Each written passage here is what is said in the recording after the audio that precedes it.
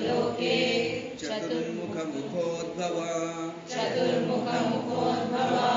यावद्वारामचरितं वाल्मीकिकविचित्रितं शरण्यमृतसारा वा यावद्व्यासस्य सूत्रयः वाग्देव्या वरपुत्रस्य कालिदासस्य वागिरः तावदेषा देवभाषा देवी स्थास्यति भूतले यावच्च वंशोऽस्यार्याणां तावदेषा ध्रुवं ध्रुवा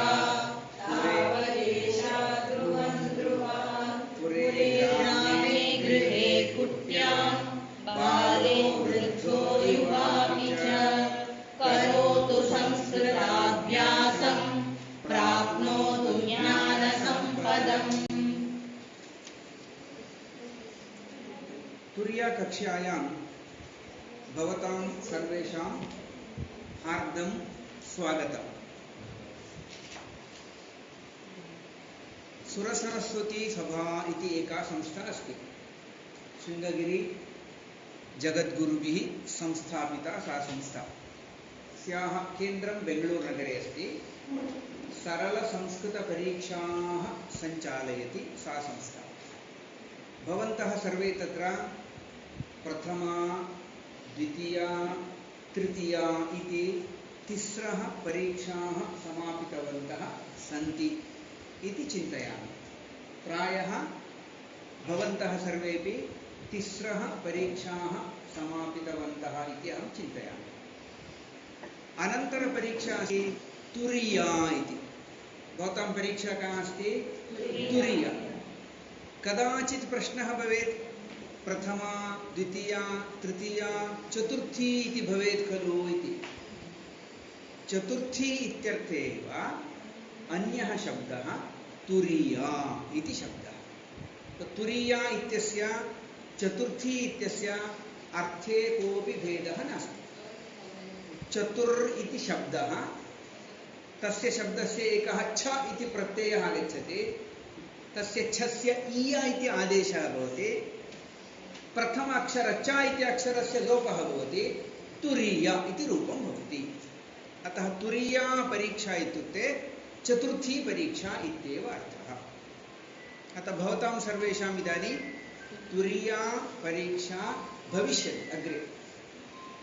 तुरीया कक्षायां भवतां सर्वेषां हार्दं स्वागतम् अस्ति। वस्तुतः प्रथमा अत्यन्तं सरला आसीत्, द्वितीया अपि सरला एव आसीत्, तृतीया कथम् आसीत् भवताम् अनुभवः? किञ्चित् कठिना आसीत् वा? तुरीया इतोपि कठिनतरा अस्ति। भयम् अनुभोक्तव्यं नास्ति, किन्तु तुरीया परीक्षा किञ्चिदिव कठिनतरा अस्ति। तत्र व्यवस्थापकानाम् उद्देशः अपि अस्ति। ये तुरीया परीक्षां कुर्वन्ति, अनन्तरं प्रवेशपरीक्षां कुर्वन्ति, तेषां भाषाज्ञानं सम्यक् भवतु इति अपेक्षा अस्ति। अतः योग्यमेव पाठ्यक्रमं ते अत्र योजितवन्तः सन्ति। चिन्ता करणीया नास्ति, सावधानं वयं पठामः। केचन पाठाः सन्ति अत्र। पुस्तकद्वयमस्ति।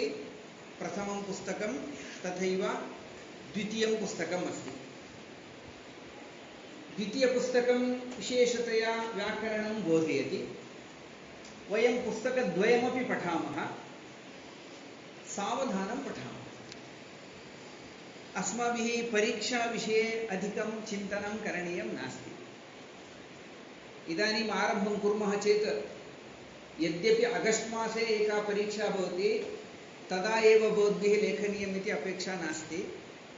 तावता पाठः समाप्ताश्चेत् लेखितुम् अर्हन्ति, नो चेत् अग्रे फेब्रुवरी मासे वयं परीक्षां लेखितुं शक्नुमः। यथा इदानीन्तनयोजना अस्ति, सप्ताहे कक्षाद्वयं, शुक्रवासरे बुधवासरे च। शुक्रवासरे बुधवासरे च सायं 5वादनतः 6वादनपर्यन्तम् एषा कक्षा भविष्यति। इदानीं मध्ये कदाचित् मे मासे विरामः दीयेत, एप्रिल् अन्ते वा मे मासे वा कञ्चित् कालं यावत् विरामं दद्यामः। अन्यथा तु यदा मम प्रवासः न भवति तेषु दिनेषु बुधवासरे शुक्रवासरे च पाठः भविष्यति। अवश्यं सर्वे उपस्थिताः भवन्तु, वयं सर्वे मिलित्वा पठामः। एतावदेव निवेदनम्। आरम्भं कुर्मः तर्हि। प्रथमं सुभाषितपाठनम् अस्ति। प्रथमः पाठः एव अस्ति सुभाषितानि। तस्य अधः एकः शब्दः अस्ति। कः शब्दः अस्ति? कण्ठपाठार्थम् इत्यस्ति। अतः एतानि सुभाषितानि अस्माभिः कण्ठस्थीकर्तव्यानि। कण्ठस्थीकरणम् इत्युक्ते महती चिन्ता करणीया नास्ति। वयं कक्ष्यां यदा आगच्छामः एकवारं पठामः तावदेव। पुनः पुनः पठनेन एतानि सुभाषितानि कण्ठस्थानि भवन्ति। एकस्मिन्नेव दिने कण्ठपाठः करणीयः इति चिन्ता न क्रियताम्। सावधानं वयम् अभ्यासं कुर्मः। अस्य लेखकः अस्ति भर्तृहरिः। एतेषु पाठेषु एवमस्ति, प्रथमं पाठः भवति, तदनन्तरं कवेः विषये किञ्चित् उक्तं भवति। अहम् इदानीं कवेः विषयमेव प्रथमं वदामि। अग्रिमं पृष्ठम् उद्घाटयन्तु। तत्र अस्ति तृतीयपृष्ठे भर्तृहरिः। लब्धं वा? भर्तृहरिविरचितं नीतिशतकं, शृङ्गारशतकं, वैराग्यशतकम् इति शतकत्रयं प्रसिद्धं वर्तते। भर्तृहरिः शतकत्रयं लिखितवान् अस्ति। शतकं नाम शतस्य श्लोकानां सङ्ग्रहः शतकम् इति उच्यते। सः शतकत्रयं लिखितवान्। प्रथमं शृङ्गारशतकम्, अनन्तरं नीतिशतकम्, अन्ते वैराग्यशतकम्। एवम् एषः क्रमः अस्ति। अत्र प्रायः नीतिशतकात् स्वीकृताः श्लोकाः अत्र सन्ति। नीतिशतकात् सङ्गृहीताः श्लोकाः सन्ति। अत्रत्याः श्लोकाः नितरां हृदयङ्गमाः। नितरां नाम अत्यन्तं हृदयङ्गमाः सन्ति। क्रमशः वयं पठामः। प्रथमं श्लोकं वाचयामि, वक्तव्यं भवद्भिः, अनन्तरम् अग्रे पठामः। विद्यानामनरस्य रूपमधिकम्,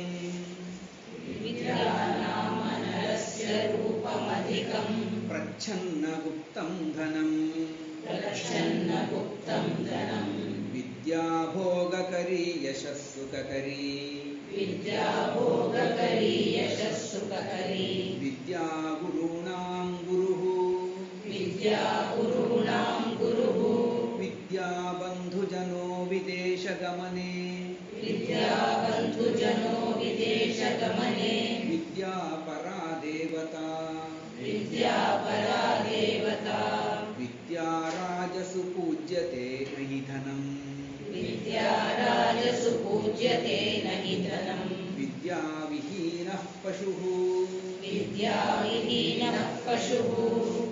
अधिकः पदविभागः करणीयः नास्ति। यत्र अस्ति तत्र अहं वदामि तावदेव। अस्मिन् सुभाषिते कविः विद्यायाः महत्त्वं वर्णितवान् अस्ति। पुनः एकम् अंशं स्मारयितुम् अहं विस्मृतवान्। तुरीयापरीक्षायां भवद्भिः सर्वमपि उत्तरं संस्कृतेन लेखनीयं भवति। अतः मम पाठनमपि संस्कृतेन एव भवति। कुत्रापि सर्वथा अर्थः न ज्ञातः इत्यस्ति चेत् पृच्छन्तु, किञ्चित् वदामि अन्यभाषया, अन्यथा तु संस्कृतेन एव वदामि। सो अस्मिन् श्लोके विद्यायाः महत्त्वं वर्णितम् अस्ति। सुभाषितकारः वदति विद्या नाम नरस्य अधिकं रूपम्। विद्या इत्युक्ते मनुष्यस्य तदेकम् अधिकं रूपं, नाम यः विद्यावान् अस्ति सः अधिकं शोभते। विद्या नाम नरस्य अधिकं रूपं। तथैव विद्या नाम प्रच्छन्नगुप्तं धनं। धनं नाम सम्पत्तिः। या च सम्पत्तिः प्रच्छन्नरूपेण गुप्ता अस्ति, नाम अत्यन्तं रहसि संरक्षितम् अस्ति। प्रच्छन्नगुप्तम्, अत्यन्तं सुरक्षितरूपेण संस्थापितं यदस्ति तद् प्रच्छन्नगुप्तं धनं विद्या। विद्या भोगकरी। भोगः नाम सुखभोगः। सुखभोगादीनां निमित्तम् अस्माकं किम् आवश्यकं? धनम् आवश्यकं। विद्यया धनं सम्पादयितुं शक्यते। अतः विद्या एव भोगकरी, भोगं करोति। विद्या भोगकरी। तथैव विद्या यशस्सुखकरी। विद्या यशः अपि करोति, सुखमपि करोति। यशस्सुखकरी। यशः कीर्तिः, सुखं नाम सुखं, सन्तोषः। विद्या कीर्तिमपि करोति, सुखमपि करोति। अतः वदति विद्या गुरूणां गुरुः। एषा विद्या सर्वेषामपि गुरूणामपि गुरुः अस्ति। अनन्तरं विद्या बन्धुजनो विदेशगमने। कदाचित् वयं विदेशं गच्छामः। विदेशं गच्छामः चेत् तत्र अस्माकं देशस्य धनम् उपयोगाय न भवति। तत्र अस्माकं धनं नाम किम् इति चेत् विद्या विदेशगमने बन्धुजनः इव उपकारं करोति। विदेशेपि विद्या अस्ति चेत् सा विद्या बन्धुः यथा साहाय्यं करोति तथा साहाय्यं करोति। विद्या बन्धुजनः विदेशगमने। तस्मात् कारणात् विद्या परा देवता। विद्या एव श्रेष्ठा देवता। परा नाम श्रेष्ठा। विद्या परा देवता। अन्ते कविः वदति विद्या राजसु पूज्यते। राजसु, राजन् शब्दः अस्ति किल, सप्तमी विभक्ति बहुवचनं। महाराजेषु, तेषाम् आस्थानेषु विद्यायाः गौरवम् अस्ति। अतः विद्या राजसु पूज्यते, न हि धनं। मम धनमस्ति, गौरवं ददातु इत्युक्ते महाराजः न ददाति।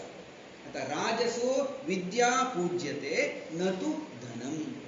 अतः अन्तिमं वाक्यं वदति कविः विद्याविहीनः पशुः।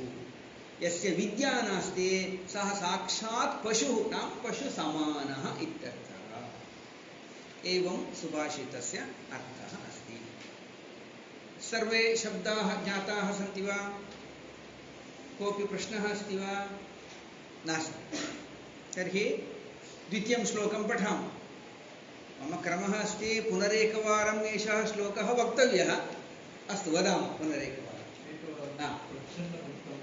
प्रच्छन्नगुप्तं नाम अत्यन्तं सुरक्षितम् इत्येव। वस्तुतः गुप्तं प्रच्छन्नं द्वयोर्मध्ये अधिकः भेदः नास्ति। अत्यन्तं सुरक्षितम् इति अर्थं स्वीकुर्मः। गूढं गूढं कृतं, गूढमेव गुप्तम्। एकवारं पठामः तर्हि। विद्या नाम नरस्य रूपमधिकम्। विद्या नाम नरस्य रूपमधिकम्। प्रच्छन्नगुप्तं धनम्। प्रच्छन्नगुप्तं धनम्। विद्या भोगकरी यशस्सुखकरी। विद्या भोगकरी यशस्सुखकरी। विद्या गुरूणां गुरुः। विद्या गुरूणां गुरुः। विद्या बन्धुजनो विदेशगमने। विद्या बन्धुजनो विदेशगमने। विद्या परा देवता। विद्या परा देवता। विद्याराजसु पूज्यते न हि धनम् विद्याविहीनः पशुः विद्याविहीनः पशुः द्वितीयमस्ति यः प्रीणयेत् सुचरितैः यः प्रीणयेत् सुचरितैः पितरं स पुत्रो पितरं स पुत्रो यद्भर्तुरेव हितमिच्छति यद्भर्तुरेव हितमिच्छति तत्कलत्रं तत्कलत्रम् तन्मित्रमापदि सुखे च तन्मित्रमापदि सुखे च समक्रियं यत् समक्रियं यत् एतत्त्रयं जगति एतत्त्रयं जगति पुण्यकृतो लभन्ते पुण्यकृतो लभन्ते अत्र सन्धयः सन्ति अतः पदविभागं करोमि सावधानं जानन्तु यः प्रीणयेत् सुचरितैः पितरं सः पुत्रः यत् भर्तुः एव हितम् इच्छति तत् कलत्रम् तत् मित्रम् आपदि सुखे च समक्रियं यत् एतत्त्रयं जगति पुण्यकृतः लभन्ते एवं पदविभागः अस्ति। अत्र वस्तुतः सुभाषितकारः वास्तविकः पुत्रः कः वास्तविकी पत्नी का वास्तविकं मित्रं किम् इति वर्णयति। सः वदन्नस्ति यः सुचरितैः पितरं प्रीणयेत् सः पुत्रः।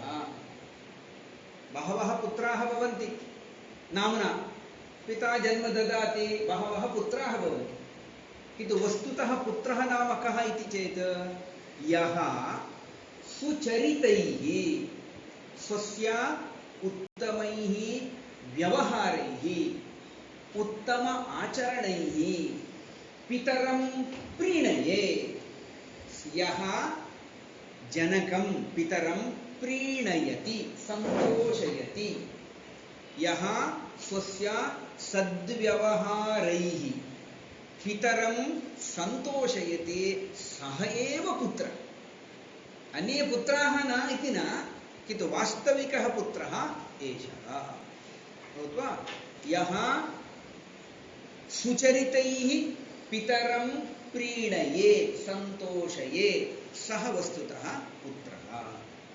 एवमेव पत्नी नाम का इति चेत् पत्नी इत्यर्थे अत्र कलत्रम् इति शब्दः स्वीकृतः अस्ति।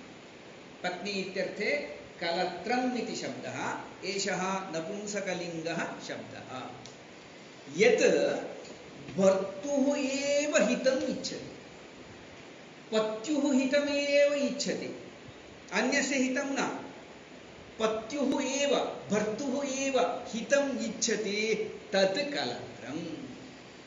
वयं कलत्रम् इति स्थाने यदि पत्नी इति शब्दं वदामः तर्हि या पत्युः एव हितम् इच्छति सा पत्नी नाम वास्तविकी पत्नी इत्यर्थः। तथैव मित्रम् इत्यर्थे अन्यः शब्दः अस्ति सुहृत् इति शब्दः अस्ति। वास्तविकः सुहृत् कः इति चेत् यः आपदि सुखे च समक्रियः भवति आपत्कालेपि सुखकालेपि तस्य क्रिया समाना भवति। केचन भवन्ति अस्माकं आपत् अस्ति चेत् ते समीपं नागच्छन्ति सुखम् अस्ति चेत् सुखकाले आगत्य अहं भवतः क्लोस् फ्रेण्ड् इति वदन्ति तादृशः न। यः आपदि सुखे च समक्रियम् अस्ति समाक्रिया यस्य तत् समक्रियं नपुंसकलिङ्गं किल अतः समक्रियं यदस्ति तदेव वस्तुतः मित्रम्। आपदि सुखे च यत् समक्रियम् अस्ति तत् मित्रम्। तर्हि वास्तविकः पुत्रः कः वास्तविकी पत्नी का वास्तविकं मित्रं किम् इति वर्णितमस्ति, किन्तु सर्वेषाम् एते त्रयः न भवन्ति खलु इति पश्यामश्चेत् एतत्त्रयं जगति पुण्यकृतः लभन्ते। एतादृशं पुत्रम्, एतादृशीं पत्नी, एतादृशं मित्रं च पुण्यकृतः, पुण्यं ये कृतवन्तः भवन्ति ते पुण्यकृतः, ते पुण्यकृतः एव लभन्ते, प्राप्नुवन्ति।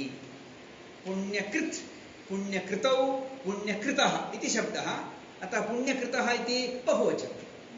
एतत्त्रयं पुण्यकृतः लभन्ते। कुत्र? जगत्, अस्मिन् लोके पुण्यं ये कृतवन्तः भवन्ति ते वास्तविकं पुत्रं, वास्तविकीं पत्नी, वास्तविकं मित्रं च प्राप्नुवन्ति। स्पष्टमभवत् वा? कुत्रापि क्लेशः अस्ति वा?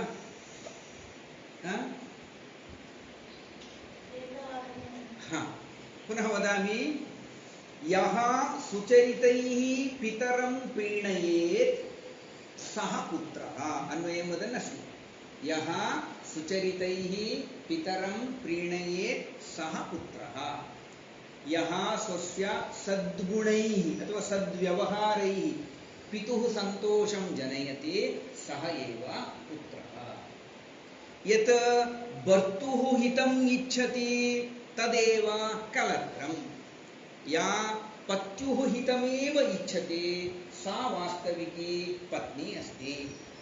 तथैव यत् आपदि सुखे च समक्रियम् अस्ति तत् मित्रम्।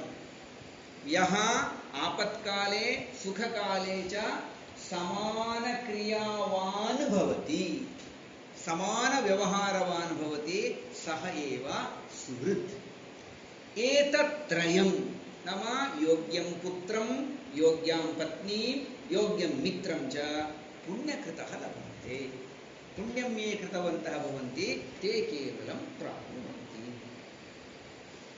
जातमभवत्? पठामः एकवारं।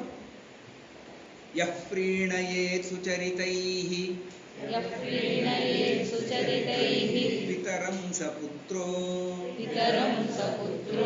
यद्भर्तुरेव हितमिच्छति तत्कलत्रं तन्मित्रमापदि सुखे च समक्रियं यत् एतत्त्रयं जगति पुण्यकृतो लभन्ते।